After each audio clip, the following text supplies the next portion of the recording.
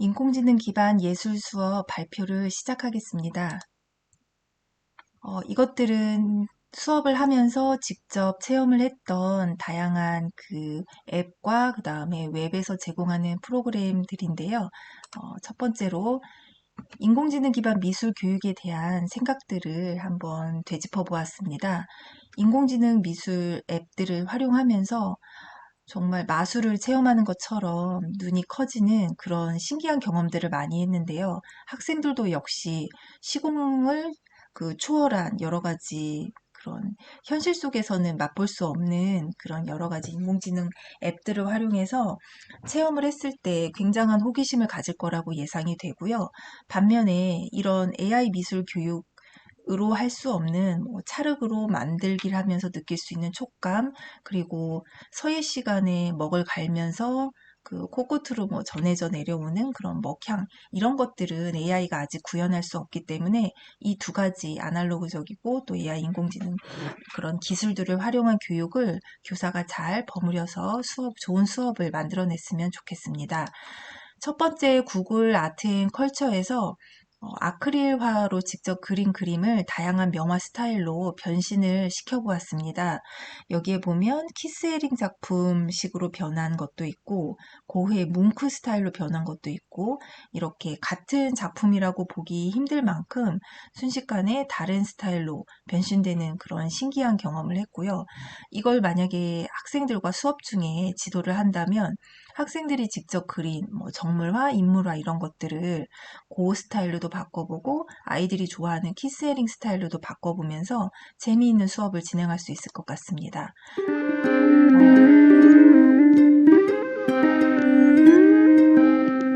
네, 이거는 이제 구글 플레이 위드 뮤직을 활용을 해서 마우스로 어떤 산수화 느낌의 산과 바다와 이런 것들을 그리고 이것이 이제 AI 인공지능으로 선율을 입혀서 그림과 음악이 한데 어우러진 그런 작품이 탄생을 했습니다. 학생들하고도 예를 들어서 수묵화 수업을 할 때 이렇게 동기유발 자료로 교사가 직접 해도 되고 학생들이 직접 비록 마우스이지만 이렇게 그 붓으로 붓칠하는 듯한 느낌 그리고 거기에 자기가 그린 그림에 어울리는 선율이 어울려져서 이런 작품이 만들어지는 경험을 한다면 굉장히 흥미로울 것 같습니다.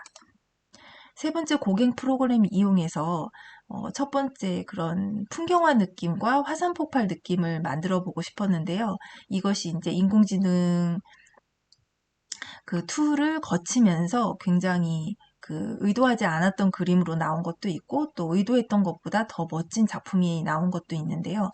이것도 역시 자신들이 이제 식물이든 풍경이든 자연이든 여러 가지 그런 이미지들을 떠올리면서 이렇게 가끔은 초현실적이기도 하고 그런 어떤 내셔널 지오그래픽에 나오는 그런 이미지 같기도 한 작품으로 변신을 한 걸 보면서 이것이 정말 내가 그린 그림이 맞는지 굉장히 색다른 경험이었습니다.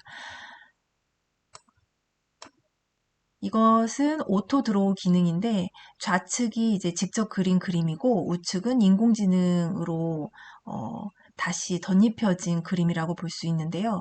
학생들이 그림을 그리기 전에 전 못 그려요, 자신이 없어요 이런 친구들에게 굉장히 성취감을 느끼게 해주고 또 그리고 싶게 만드는 그런 긍정적인 기능이 있는 앱인 것 같습니다.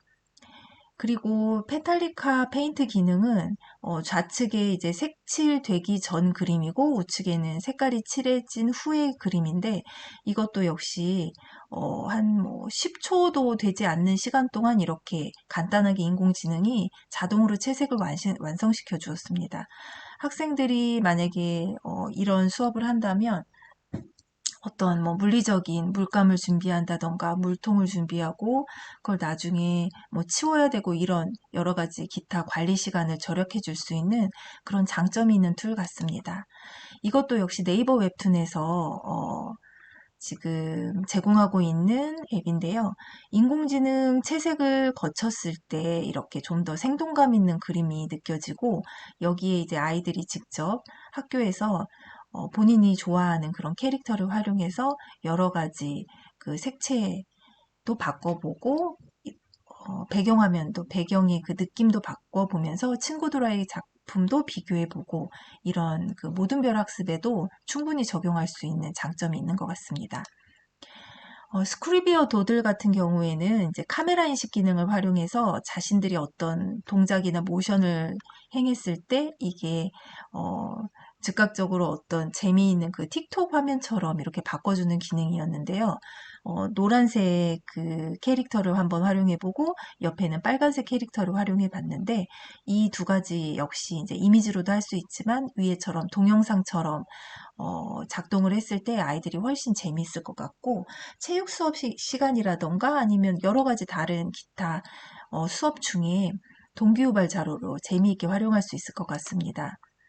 마지막으로 이셀프 웹툰 제작을 해봤는데요. 이제 본인들이 학생들이 직접 캐릭터도 선택할 수 있고 배경화면도 제공되는 것들 중에 선택해도 되고 자신들이 직접 그 그림을 그려서 그걸 배경화면으로 활용을 할 수 있는데 이것도 역시 뭐 국어교과 아니면 뭐 사회, 과학 여러 가지 과목에 말풍선에 들어갈 그 대사들을 친구들이 직접 고민을 해보고 이미지화시키고 웹툰으로 제작을 해서 여러 가지 학교에서 시행되는 캠페인 활동 같은 데도 활용이 가능할 것 같습니다.